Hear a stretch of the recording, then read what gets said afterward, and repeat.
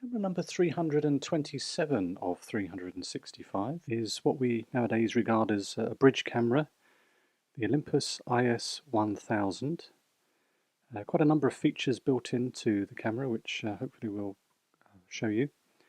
But it does require batteries, these two 123 batteries. And the only downside with this, I think this camera, it has a lot going for it, is that the battery compartment needs to be unscrewed. So before you can put the batteries in, I'll just show you the orientation there. But we do need to then screw it back in, so I'll just do that to save a bit of time. Right, so the batteries are safely ensconced in their home battery compartment there. Just while we're on the base, the only other thing on the base here is the tripod mount. It does look to be a sort of plastic material, so note to user here. A lot of plastic in evidence, but it's quite a well constructed camera given the focal length here. In fact, I think we have the focal length mentioned on the side here. I don't know whether you can see that. So the focal length is 35mm to 135, and the f number goes from 4.5 to 5.6. So turning the camera on is fairly straightforward. We just have an on-off switch here, and then the camera assumes 35mm format for the focal length. To zoom the lens in and out, we have this rocker switch. So let's just take it out to its full 135. So it's quite a big camera, probably best held with two hands. So one supporting it, and then one, I can't really see being able to hold it like that very easily, although I suppose that's the idea, camcorder. So the focal lengths can be brought in and out, and they don't have to be limited to the ones that are etched on the lens. You can go in between the focal lengths, so between 70 and 135 you can do that. We then have a little button that pops up the flash, which is quite a powerful flash, I must say. I did try it, and I was quite pleasantly surprised by how good it was. We have a self-timer button, and then on the other side our shutter button. We have a couple of arrow rocker button, I think it is really, that allows us to choose when we have certain modes, the choices there. And then we can also add an additional flash if we so desire, taking it off the center of the camera. Our film chamber is accessed via this little button, and it's quite a sizable thing here, isn't it? I suppose obviously to house the liquid crystal display, and you basically just drop the cassette in and just put it up to a little marker in the corner there. It does say DX coding only in the manual, so I will obey. And then we can close, and then it winds the film on to the first frame very noisily, and then subsequently every frame is wound on, and then at the end of the film it winds the film back in to the canister for us. We do have mid-roll rewind if we want to. So looking through the viewfinder, you really get the basic information of shutter, aperture, what mode you're in, maybe whether you're using flash. Even metered manual mode has plus minus, showing us where we can go with our exposure. So coming on to the back panel here, we have 4 buttons.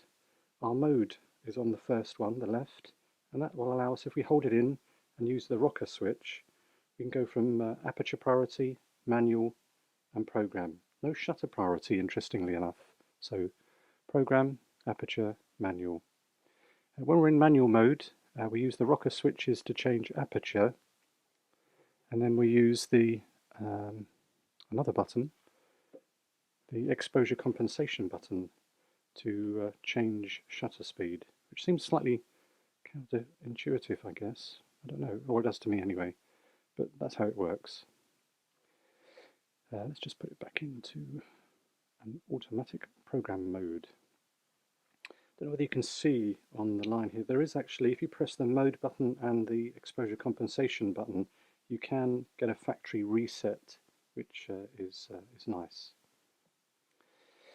We then have power focus, PF, power focus. Now, if I've understood it correctly, basically that will disengage the focus. So what is happening with this camera typically is that you press the shutter button halfway, it will try to focus, it will hunt a little bit. Well, if there's a situation where we want to initially start that, but then continue to manually track, then I guess that's the time we would press the power focus, and then that disengages the focus in theory. Whilst we've got our finger down halfway. So it's kind of a focus lock button, I suppose you could call that. That's if I've understood that correctly. We then have an unusual button, Z Memo. Now Z Memo is basically in conjunction with another button which is housed in this little secret compartment here. We can set a focal length, and then we can recall that at any time by just simply pressing the Z Memo button. So if I've got it correct, I think it's the mode button. We have aperture, manual. Nope, it's not that button. Which button is it then? It must be drive or subject. Is it subject? I think it's subject actually. Subject button. There we go. So subject button. I've activated the memo, so now I can move my focus, or my focal length rather. So let's do it at its smallest, 135. And then to set it, I press the Z Memo. So that now hopefully stores that focal length. So if I now zoom the lens out, this is the moment of truth, and then for some reason I want to go back to 35, I should be able to just press that button, and there we go. It takes it to 35. So sort of focus memory lock, which is really nice. You can only do one apparently, but that's a nice feature to include. While we're in the subject button, you notice that there's a portrait mode, and there's a couple of modes within that, I believe. But I can't remember which button it was that you pressed. So no, can't remember. So that's portrait mode, and then we have night portrait, which it would include a little bit of fill-in flash, and then back to our memo. We have macro mode, and we have two macro modes. One takes it to 135, and another takes it to 35. So that's interesting. So actually, it's not 135, is it? It's just a bit below that. And then 35. So two macro modes. Wide is called, and then macro mode.